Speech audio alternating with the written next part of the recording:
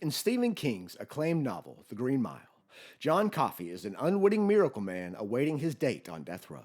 In the story's paramount scene, in an instant of earth shaking force, John Coffey lays hands and inexplicably heals Melinda Moores, the prison warden's wife, of an advanced brain tumor that appeared certain to take her life.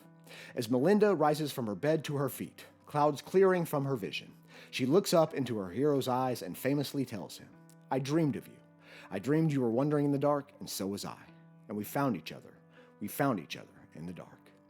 So often in life, we wander this world in darkness, just searching for some place or someone to call home. Each new stage brings new challenges, and with each change, so change the relationships that come to define each passing season. As children, in the spring of our lives, making friends is easy.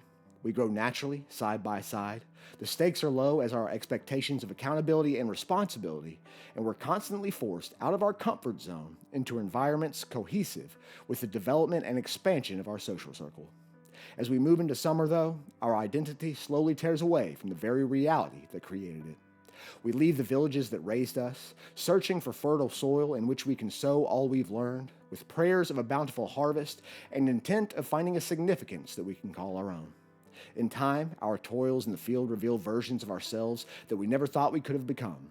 People come into and exit our life, and much like the beliefs we till, we are only left hoping that we chose correctly what to throw away and what to keep.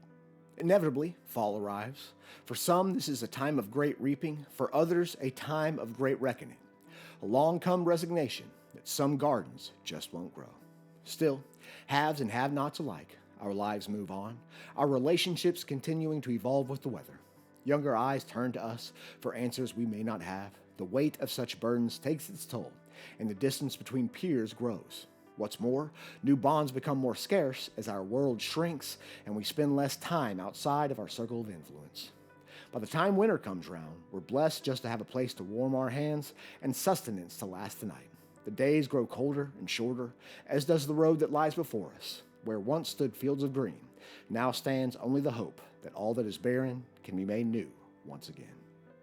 Through the many seasons of our lives, we are all ultimately searching for the same things, namely love, understanding, and some sense of contentment at the end of the day. Research tells us these feelings come in direct proportion to the quality of our close relationships.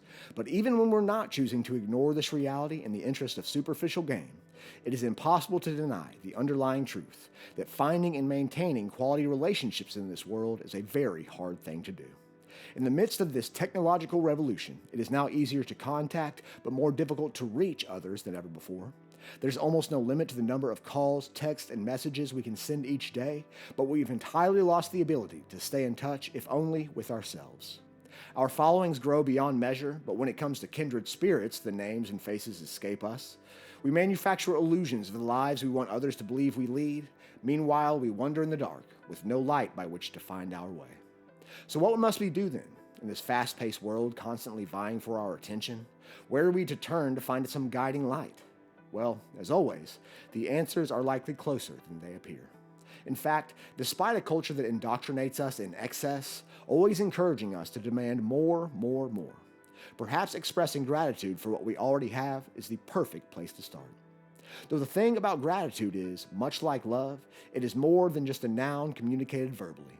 It is a verb lived out actively, and as it relates to this conversation, as it pertains to our lonely walk in the dark, it comes in the act of occasionally foregoing the expansion of our artificial social circle to focus more time, energy, and love on our relationships of depth. Because while we all want everyone to like us, while we all instinctively desire to be part of the tribe, our daylight is finite, and every moment given to one is time borrowed from another. Maybe this gratitude comes in the form of a handwritten letter. Maybe it's jumping on the next red eye for a few days of quality time. Or maybe it's performing a simple deed of kindness, some small consideration just to lighten somebody's load. You might not speak with these people every day, or maybe they're your closest confidant.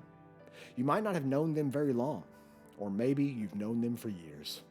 You'll almost certainly question exactly who they are at first. But as a great teacher once said, the mind knows no answers, the heart knows no questions. And in time, you will see the light. Perhaps this sounds like a lot of work, and it definitely can be.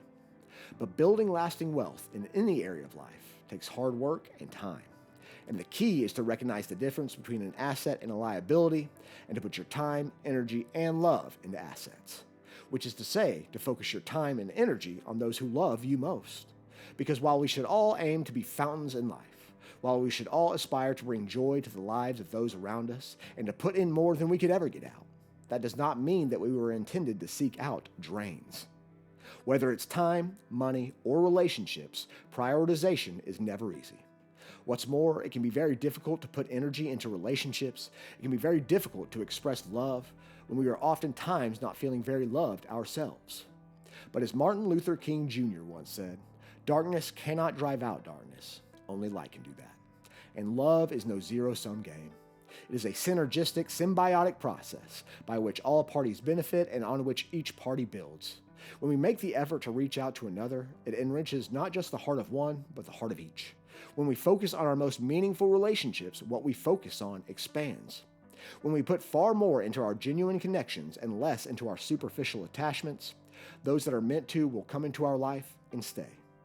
When we take it upon ourselves to be the light we want to see in the world, in time, the very souls we've always been searching for will meet us, and we'll finally have found each other. We'll have found each other wandering in the dark. Hey y'all, I just wanted to thank you for acknowledging the content that I spend so much time, energy, and money creating. If you like what you saw, please comment, like, share, subscribe, and follow. And stay tuned, because there's plenty more on the way. Again, thank you from the bottom of my heart. And until next time, tip your servers, forgive your parents, spread love, and do your own damn thing, y'all. Go in peace.